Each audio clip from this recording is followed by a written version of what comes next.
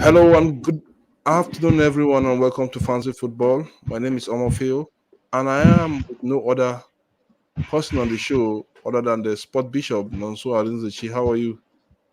I'm fine. Thank you very much for having me. Always great to be here again. It's great to be here. It was a weekend and a week full of information, footballing information around us, starting from the Carabao Cup to the Premier League, and the news that yesterday uh, Everton's 10-point deduction was reduced to 6 points. All this we'll talk about on the show today.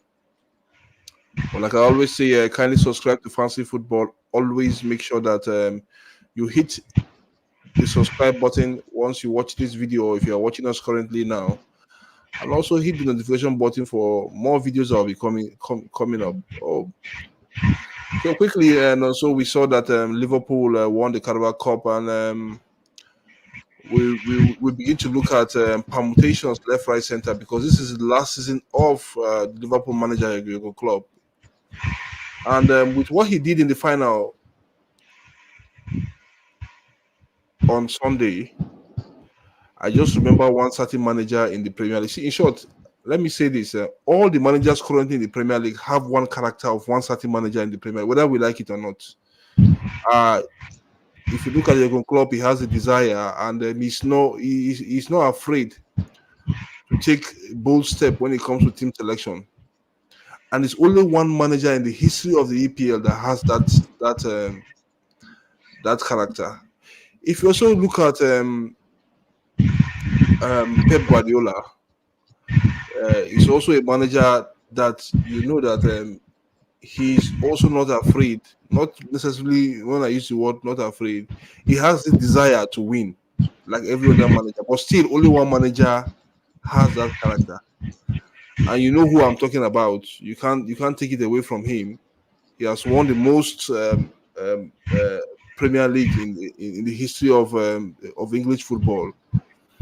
And kudos to these managers for exhibiting those characters. You can see the young team Jurgen Klopp put out there against the Chelsea side that had the ball, had everything in that match. And if you look at all apart from Virgin van Dijk, McAllister, and some other players, some other big names in that team, half of the team are full of teenagers and young boys. So how did Jurgen Klopp pull this thing out? I don't know, but maybe you can give us an analysis on how he pulled it out. I think first of all, we need to give kudos to Jurgen Klopp. I was supposed to say congratulations to Klopp, congratulations to Liverpool. They've won the first silverware in England this year. No matter what happens, Klopp would leave Liverpool. At least he won't leave with a winless season. He has won something to say goodbye with. But is this the end or the beginning of the end? Only time will tell. Um, for the first time in a while, I felt that Jurgen Klopp wanted to win the young stars instead of win the cup. I listened to the commentator during that game, and he said something. Jurgen Klopp, whether he wins the cup or not, he has won the young stars. In the sense that, like you said, he knew this is his final season. He would have not. He would have kept his big players that started the first level and kept them for the full 90 minutes without change. And nobody will ask any question. Because nobody will ask why did he bring down. Nobody would have said, oh, they would have said he didn't have the quality in the squad. That is why he played all the players he knew and could not make changes. But the guy was brutal. He brought in four 19-year-olds in that encounter. This is a Chelsea team that for the past 2 years, I think since Todd Bowley has come, they have spent almost £1 billion on players. And look at the Chelsea side. They Can't have save they it. have they have the bullet they have the Boulevard, so they can spend more than £1 billion if they want. Absolutely. And that is why Gary Neville called them the billion bullion bottle jobs. And a lot of people came for Gary Neville. For once, I'm not a fan of Gary Neville. I think sometimes he's out of line. But I don't think he could have explained it much better than what he did. Heading towards this game, I was like, if Chelsea did not win this game, they are not a serious club. The Liverpool team had practically almost 11 to 10 players out injured in their first team. These are players that if they are available, they would have started the game. The front line of Diego Jota, Mohamed Salah, Darwin Nunes out. There is no Curtis Jones, no Thiago Alcantara, no Alexander Arnold. They were all out. No Joe Matip. The first chance goalkeeper, Alison Becker, out. And yet, with the boys, the kids, if I use that word, club kids, he found a way to win a game that had the $1 million. So that Chelsea put together would buy the complete Liverpool squad. But unfortunately, it did not just happen for Chelsea. So I think Chelsea bottled it. They have no excuse. And I repeat, maybe you have one excuse somewhere you kept. I don't know. But I think these guys have no excuse for not winning that game. I listened to Mauricio Pochettino after the game, and he kept on saying that they must be able to take in the pain. Wow, that was really hurtful. I don't think some of them would have slept for the past 2 days. But like I would say football is a cruel game, but to be sincere with you, Liverpool were by far the better team in the 120 minutes. Chelsea had their chances, they fluffed their lines. Liverpool controlled the game, played to their strength, and when they got that set piece from Virgil van Dijk, there was already a warning from the first goal that was cancelled by VAR. They had already given them a warning sign. But how do you leave a man like Van Dijk? Come on, you even chill well to back Van Dijk, chill well. You see, it is a no-brainer.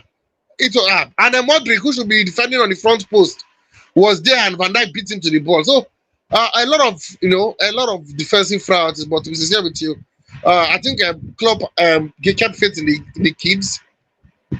See, it takes heart to play 4 19-year-olds. No matter how good they are, let's assume they were like the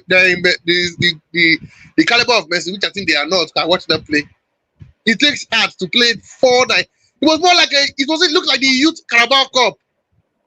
This was the youth Carabao. The youth Carabao Cup, the team that should be turning apart from Van Dijk and of course Joe Gomez, who's not even a starter, and maybe Konate. This should be the youth lineup for Liverpool. And what happened? Chelsea missed their chance of not only winning silverware, but at least kickstarting the Mauricio Pochettino era. Don't forget, Pochettino have never won a single trophy in England, despite his long starts. Pause.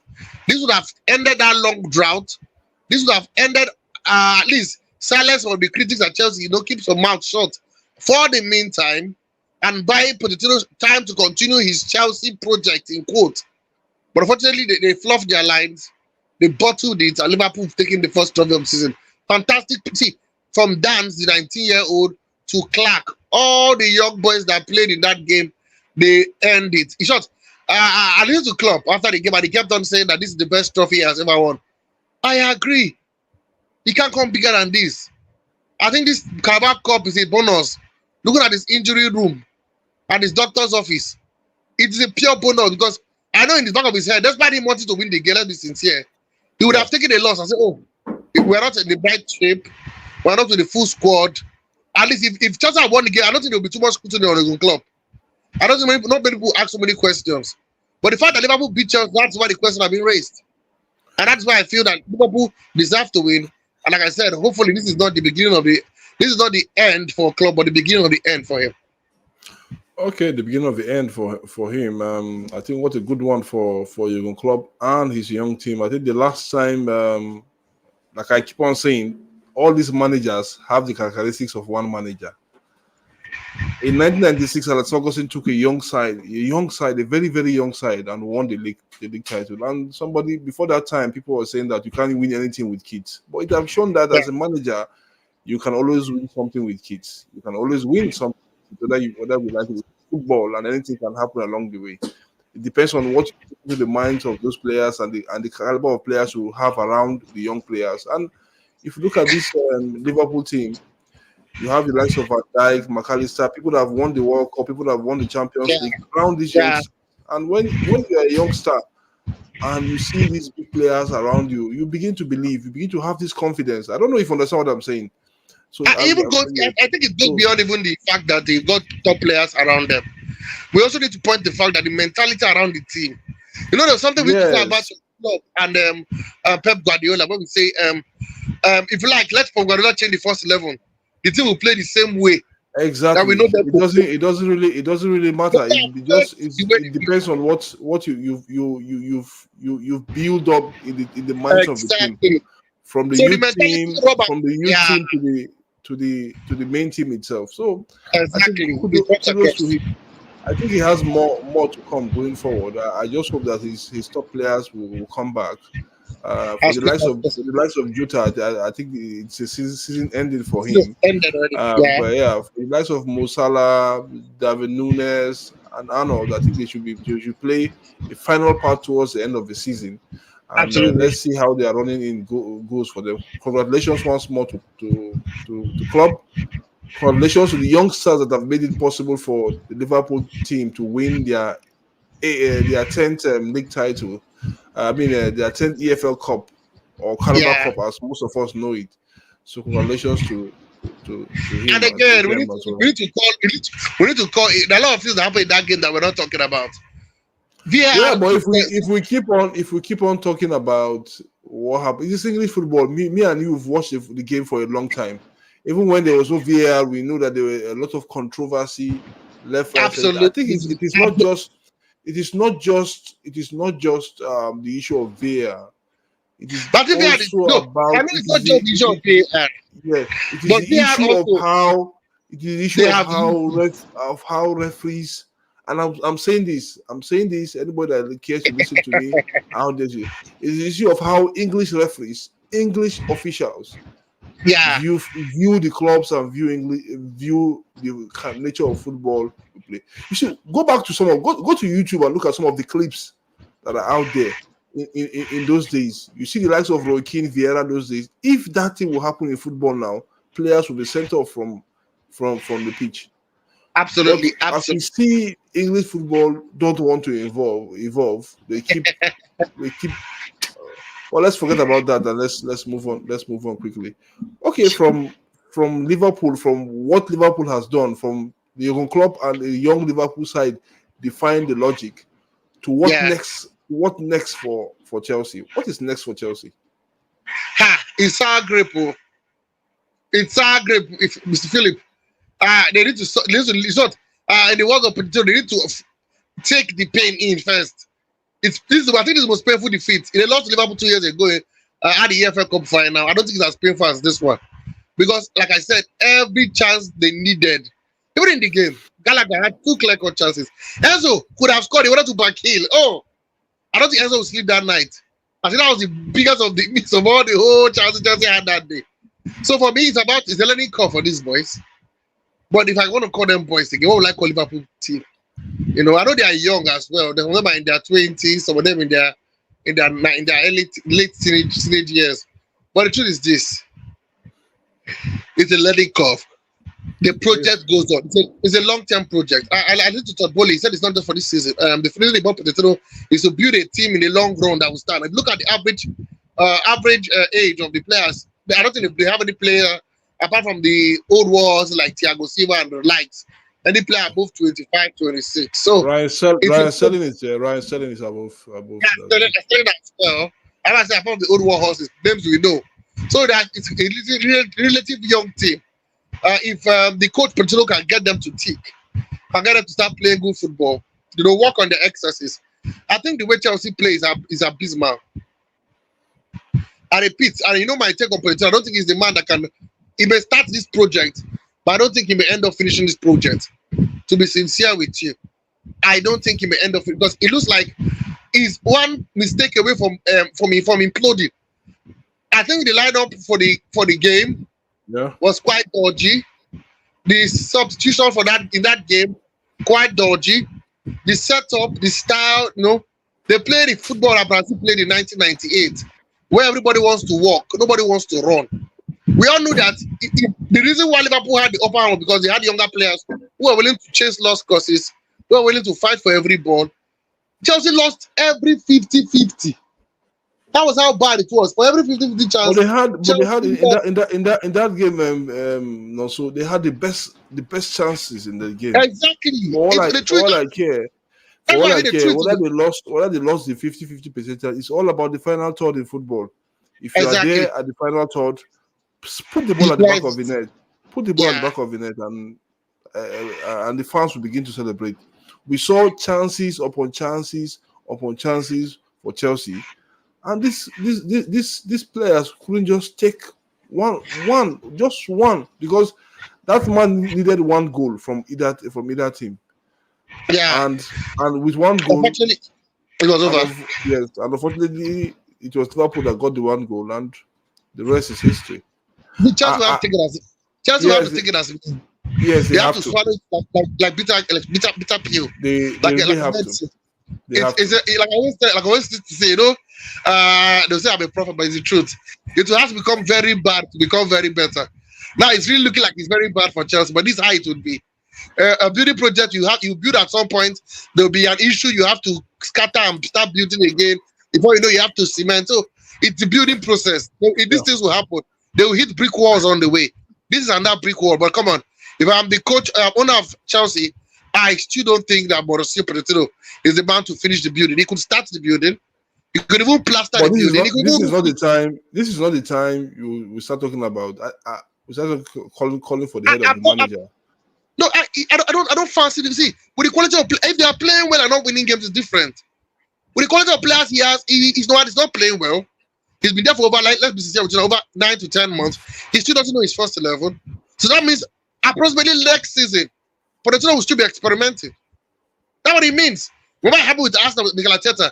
When I said now that it's getting to the end of the season, Arsenal has not found their first 11. That means they will come to the next, and they experimented until half season. Because during that period, the second half of the season, Arsenal got their first 11. I thought let's let him get his first 11. Let's see. Oh. So how long will Chelsea have to wait? Chelsea are a championship winning team. See, there's how far the fans can be patient. Like what I said, this trophy would have been very important for Pochettino. He would have calmed some nerves. He would have silenced some critics. He would have bought him extra time. But history is not kind to him anyway. After all, it has not been kind to him since his days as Spurs.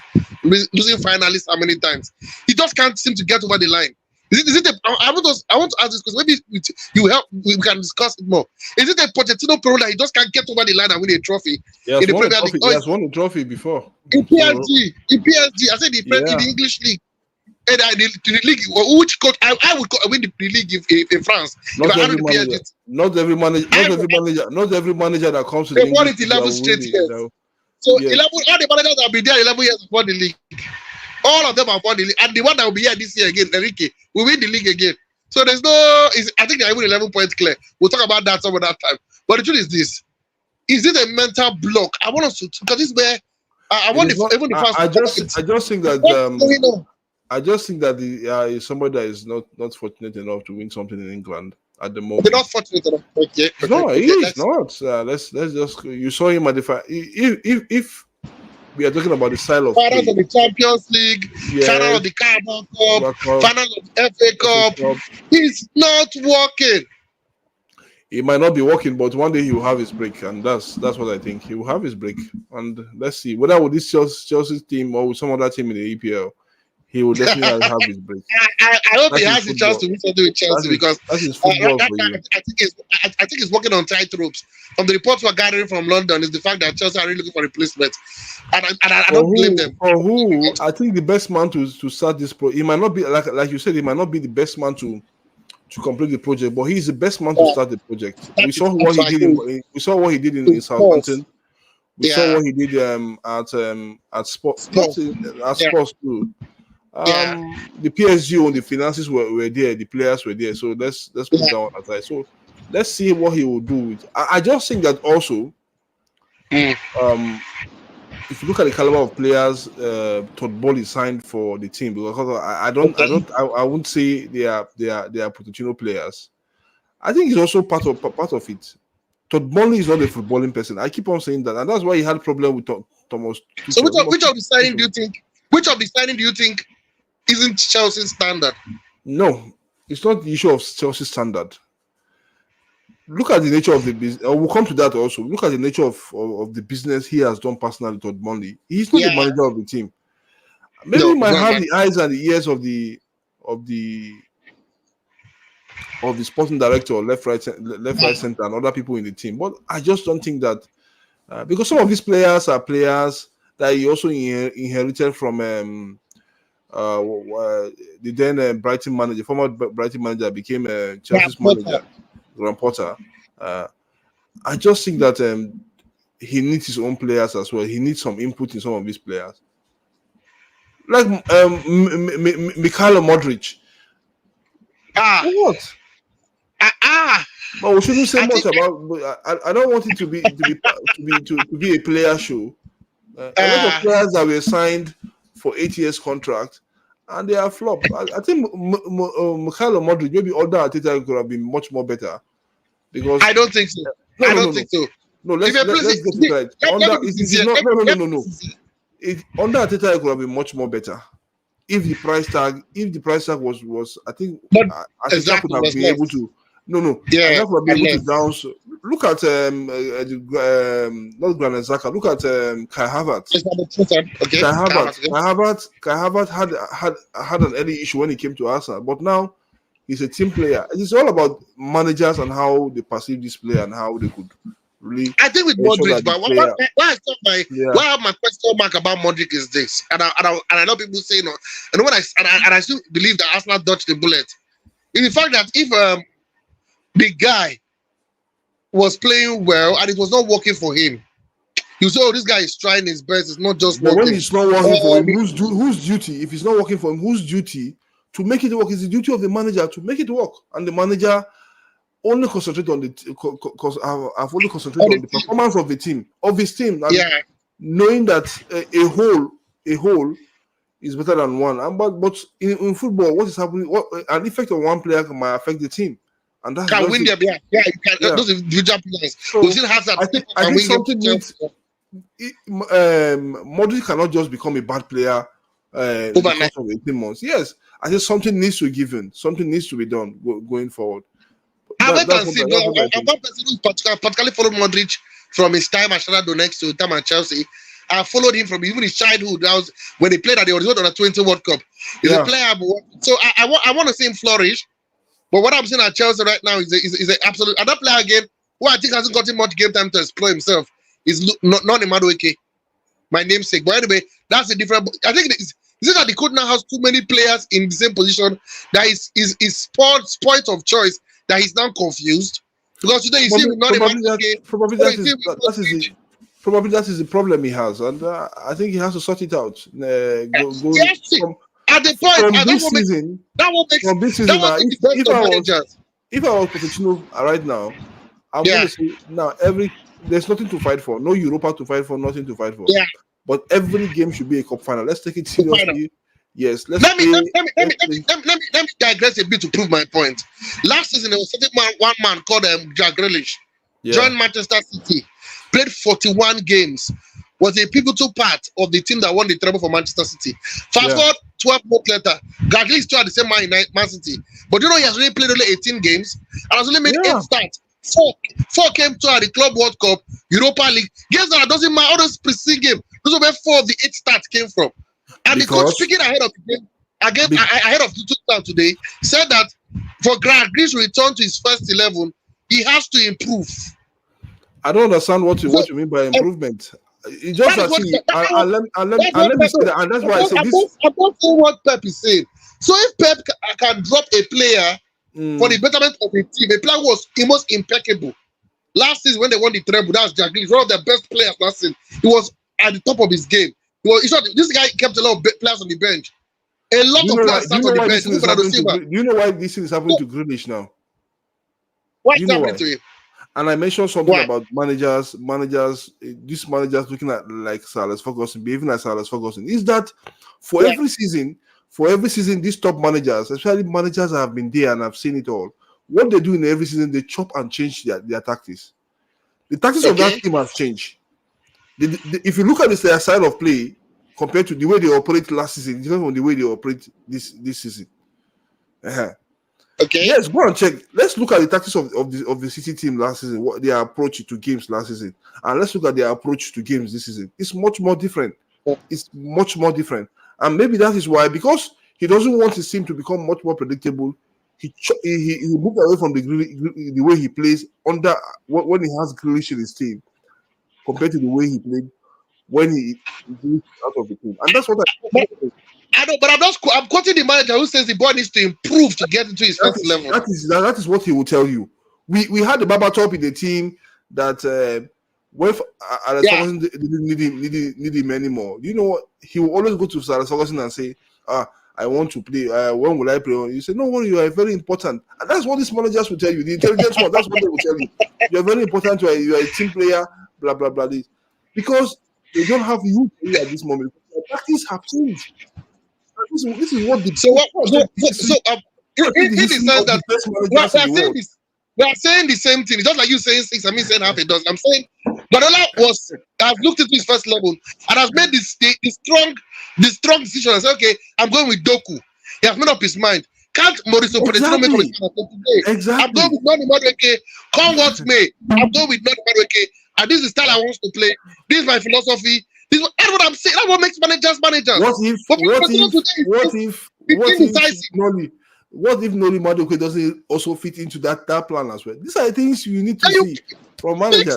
Pick somebody. Don't stop chopping and changing. Today you play Noni. Tomorrow it's Modric. Next tomorrow you play Kopama. Next tomorrow you play both of us have watched this game a long time to know how managers think. Me and you have watched this game a long time.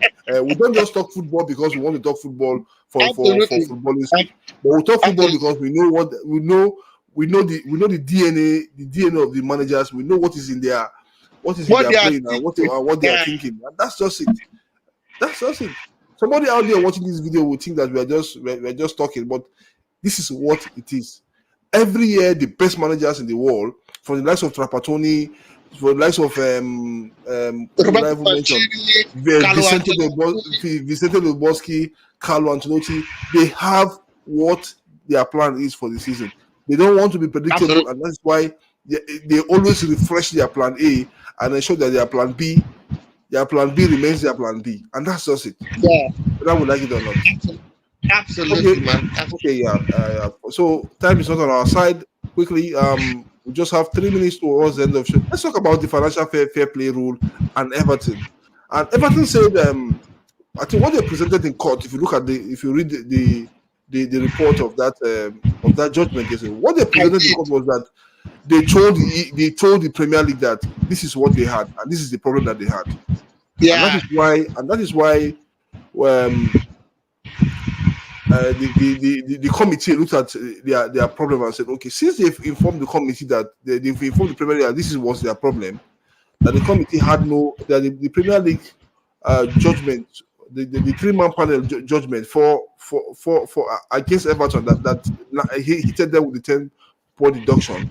They were unfair because there was a pre-notification that this issue was there for them, and they spent over £105 million, which was I think what they spent was 125 million. Yes, exactly. Yeah.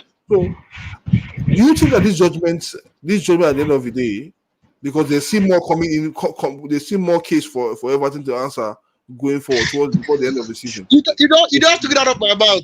Why are they celebrating too early? They reduced that point from 10 to 6. You jump from 17 to 15. You have a case in court that the hearing is for 7th to and 8th of March. That is next month. Not only them, alongside Northern Forest as well. We hear the hearing for their case will be around 7th and 8th. For this one is for 2021, 2022. This judgment is for 2022, 2023. If they don't about that 6 point, do you know where Everton will be at this point? So to me, I agree it's a good one. They jumped to 15th. Even before now, they were out of relegation, so they were 17th. I think on goal difference, I think so. So they were both. I think Sean Dyche has done a fantastic job. Say what you want to say about his style of play. Say what you want to say. He has kept them afloat. But I think Everton's issue didn't start today. There were times. Let's go back 10 years when they got in 20. They made a whole summer signing. All players were on loan. Remember that season? All the whole signing was on loan. They were not signing players now.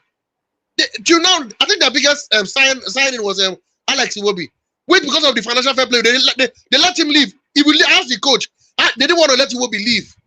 But because of financial issue, they had to let him go so they could balance the books. And that's why he moved to Fulham. And that's why they let Richarlison go as well. But the sport bishop, this club knows that it's 110 million pounds or thereabout. Yeah, but the man doesn't want to sell. If this man sells this club now, Philip, okay, if he sells this club now, Yeah. to a bigger. Look at Newcastle. Newcastle now that buy big. All But this money to Newcastle do can is also spend. The problem is that it's not. No, no, no. Newcastle can also spend in some certain areas, and this is the problem. yeah, Me and you know about it. Newcastle cannot compare themselves with even the city we are talking about. We don't even yeah. know with the case that they have. The problem is Over that 150 cases. bridges. The problem. No, look at it. Look at the I problem. think they have a hit on The them too. They should United, not be the United, and I see the United, the Liverpool, and the Arsenal. They have this Yeah. huge global fan base, and that is why Yes. look at their fan base and what they can sell out, the number of shirts they can sell out. The city can never sell. They can Merchandise. never sell. They can never sell the merchandise. Maybe in the next 10 years, City as a team can never sell the merchandise that United or Arsenal or Liverpool can sell. They can never sell that because this club have a massive and a global fan base. Global backing. Yeah. They have the history. They have, and that's why history comes in the side of business. In this side of business. So, and that is why Newcastle are always careful because they cannot generate. That's it. Yes, they can have the rich. They can generate it. Where would be the source? That's not the incentive. They can have a rich owner, but the issue is that they don't have.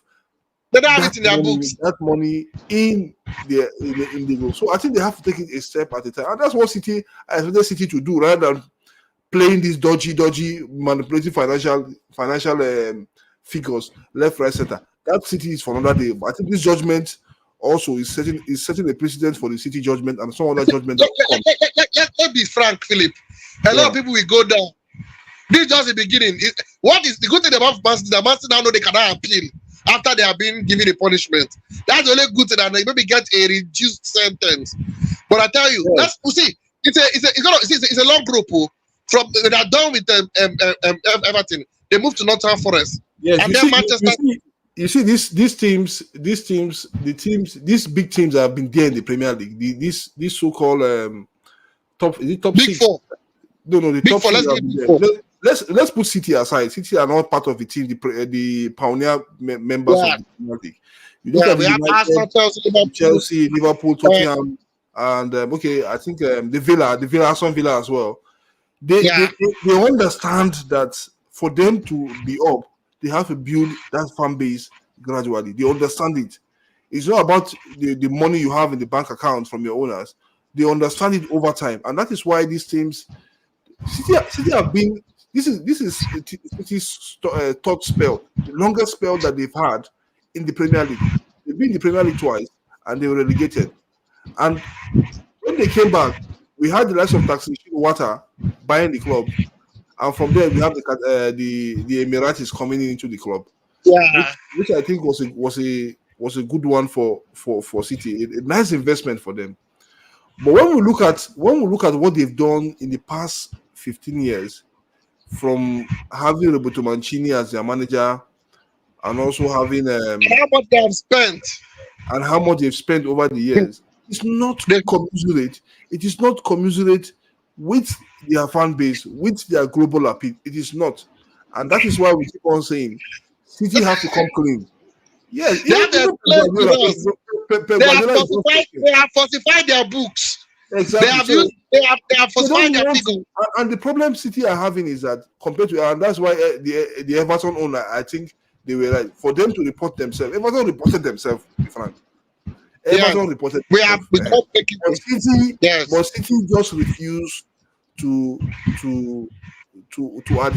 adhere to what the document They said they have done no wrong, according to Man City. Exactly, and that is why it is a dent. No matter what City will do, no matter the number of trophies, they can win the EPL 4 times. People will still see them, and that's why they have to complain. People will still see that club as a club that have bought the league with money. Yes, Pep Guardiola is a fantastic manager, and that will be in his dent. He is a fantastic manager, but this will be on the scene of City. They say yes, they have Guardiola. He's a good manager, but it was a club that bought the league, that bought the Champions League. I feel they just delayed the rainy day. They would have deducted Man City point last season when Arsenal was chasing the league, and Arsenal would have won the league. They delayed the rainy day. Now they may go and deduct it this year. Now, what does it mean for us now? Absolute No, nothing. there are also other leagues That's what I'm saying. they've won over time. Would they backdate the point? And This thing that's happened in what 2021. the EPL will not do that. It happened. We saw it when it happened in 2006 with Juventus. Yeah. We saw what happened in France as well with was it Marseille or one of those clubs, and the title was stable. Will the Premier League does the Premier League has the boldness to do that? And that's my problem, because there's too much money in the league. They must do it. It is a must. You've seen Juventus deducted points. They didn't go to the Champions League. They pushed them down the cadre. They must if they want to see. I think the best that has happened to football, especially English football, is the FFP, the financial fair play rule. Because if not for the likes of as if Wenger that was screaming that football is we are losing football to money. We are losing football to money. Nobody would have done this. Man City made how many? Chelsea, let's talk about Chelsea first of all. Chelsea made how many signings? Made it, and Abramovich became the owner. I think it was the one that opened the door. That's after that season. Now we're able to talk about fair play rule. He bought almost 40 to 50 players. Wow, not players, world-class players. And that is why you have to keep give kudos to these Hall of Fame managers, the likes of Sir Alex Ferguson and absolutely. Because they knew. I think Sir Alex Ferguson spent less than $1 billion in the 26 years he spent in United. As Wenger spent like $500 million at that time in signing of players and all that thing. That I want to spend if you're giving the money and now. He built the Emirates. I said as Wenger would not even spend if you're giving the money now. I think it's sick of the way money is spent in modern day football. He keeps talking about it if you look at listen to him at FIFA, he keeps talking about it. He's sick of the way money is being spent in modern day football. But that a player just plays one season, it looks like it's good, and the price tag of over 100 million. And you ask them how. So for me, I think Man City have a lot to answer, and I think they'll be indicted. They're just saving the rainy day, because the rain will come. It will surely come. The rain has come already. The rain has come already. We've seen yesterday's judgment, so the rain has come. Okay, for those who are watching us, kindly subscribe to Fancy Football. We are coming to the end of the show at the moment. Looking at the weekend, just quickly, we saw wins from City, we saw wins from Arsenal. Arsenal 26 goals in 5 matches, fantastic for them. Is it in 4 matches? Is it in 4 matches or in 5 matches? Fantastic for them. I told you I met this friend of mine at the place of work. Before then I told you, I said your team. I think your team is not good for the Premier League. But for the Champions League, it is not built. And he told me, yes, now he agreed. Now he knows what I'm talking about. A team that will go away, no matter anywhere you go to, whether it's Scandinavia or anywhere, you can go there and win, no matter who you are playing with. But I think I give kudos to Arteta in the way he has been nurturing the team going forward. I think the next step is to build a team that can fight for the Champions League as well. I think that's my view about. That's the next step. Yes, a team that can fight for the Premier League, for the Champions League going forward. I think with regards to the Premier League, I think it's so unfortunate that you have a 3-horse race. I think they could have had a chance. Arsenal still have a chance to win the Premier League. If they can beat City, they should be able to win that Premier League at the end of the day. And Liverpool, with the woes that they have with injuries, if Jurgen Klopp, but the way they are matching on, you can never see them for Liverpool. Yes, if Jurgen Klopp can manage his team, I think that will be doom and gloom for Arsenal at the end of the season. So, fantastic football from Arsenal. I let's go to Italy and see Inter 4-0. I don't think like we said over the weekend. Lautaro Martinez for 101 goals in the air. No team at the moment can stop Inter from matching. I don't see that guy. They are beating in how many matches now? So very, very strong defensively and attacking wise. And that is why I also think that they will go to the Metropolitano to win against Atletico Madrid. They are very, very strong. But I don't think that guy will be at Inter Milan. Lautaro Martinez. I think his time has expired. But for me, the biggest loser is Napoli. Osimhen keeps scoring, but they still can't win. Sad. Yes, they can't win because the formula is no longer there.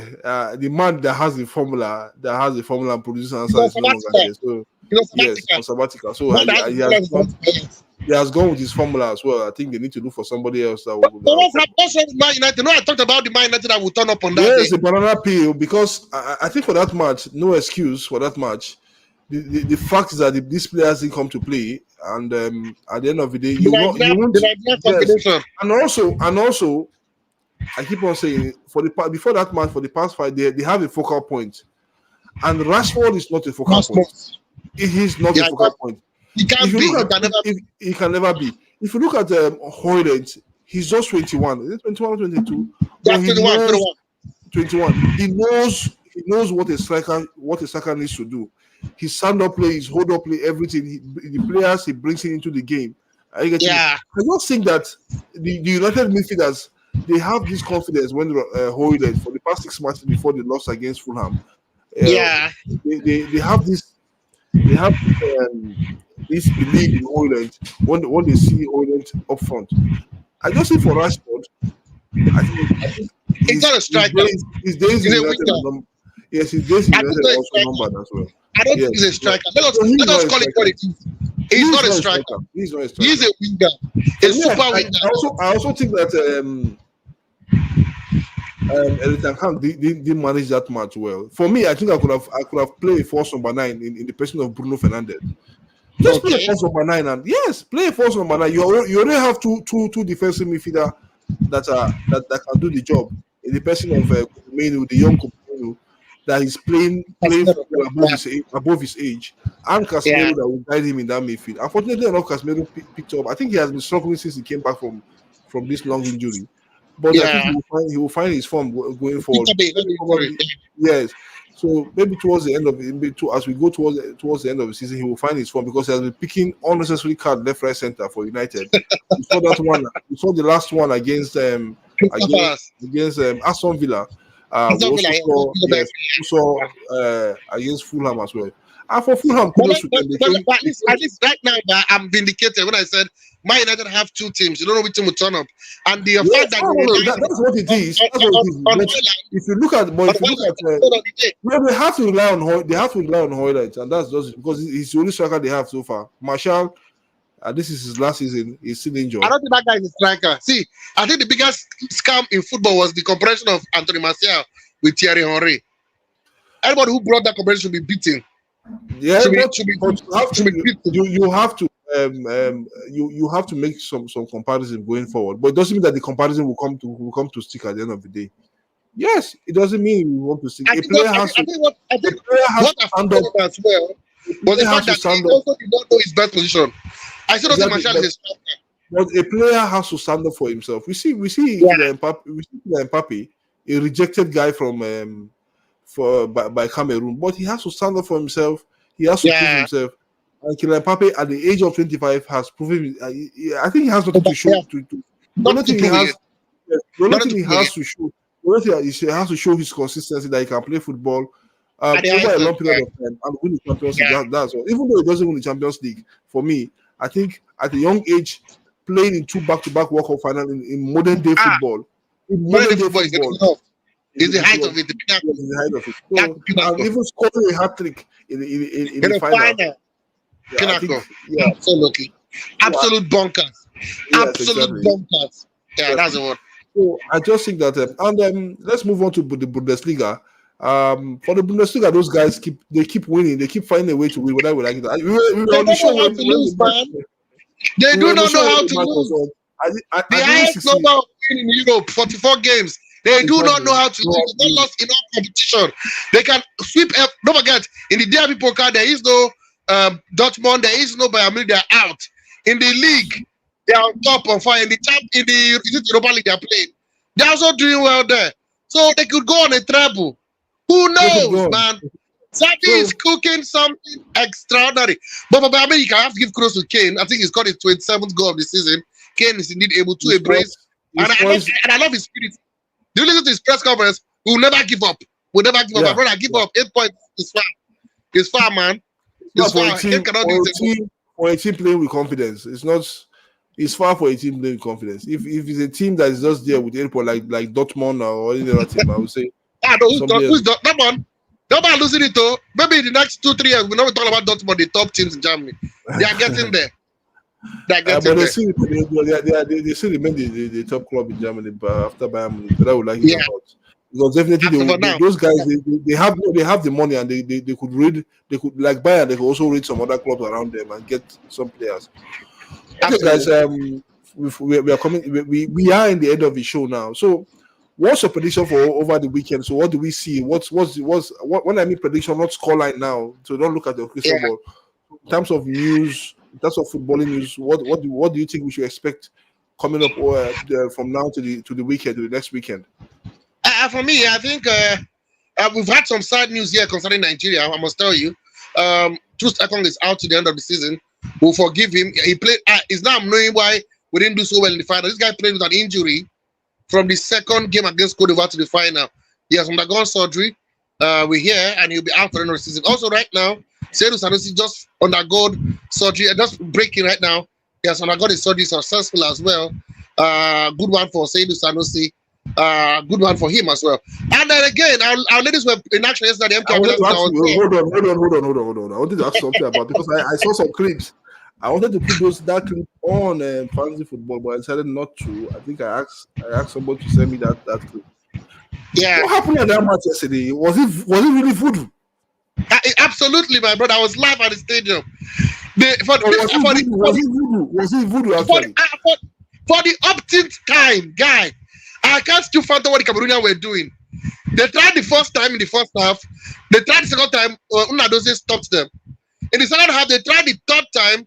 She was stopped by Aziza Toshola. And then the fourth time, while Osaka was trying to stop a player, and that player tried to run with speed past the goalkeeper, and then Unadozie tried to stop, and then she gave her a blow to the belly. And then the referee gave the striker a red card, and she had to go and have a early shot. That was in the 89th minute of the game.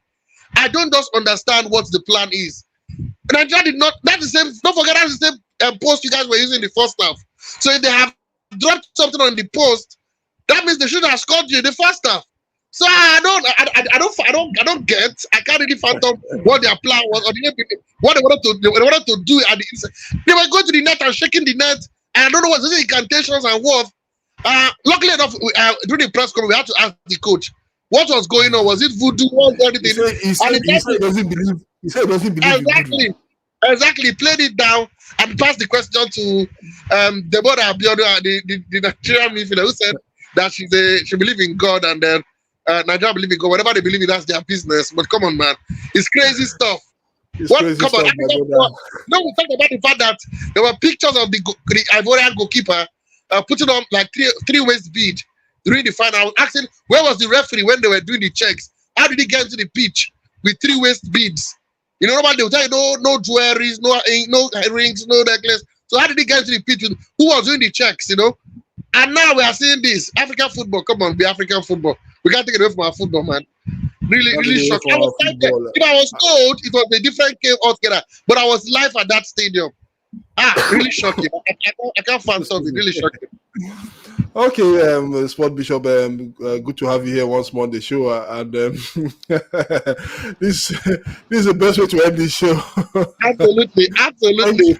Thank you so much for being part of the show. Thank you guys for watching Fancy Football, and we'll see you when next we come live on Fancy Football.